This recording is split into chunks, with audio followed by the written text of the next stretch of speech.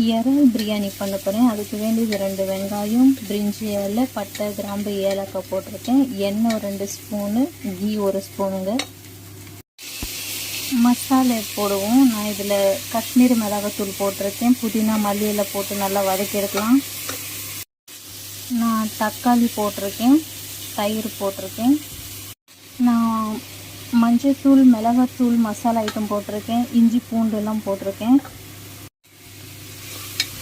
மசாலா நான் இறால இப்போ தான் போட்டிருக்கேன்.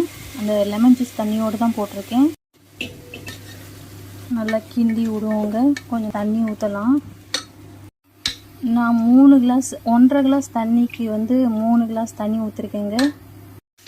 நான் அரிசியை போட்டிருக்கேன். ஒரு கொதி வந்த பிறகு நம்ம இனிமேல் தம்மு போட்டுருவோம் 10 நிமிஷத்துக்கு. பிரியாணி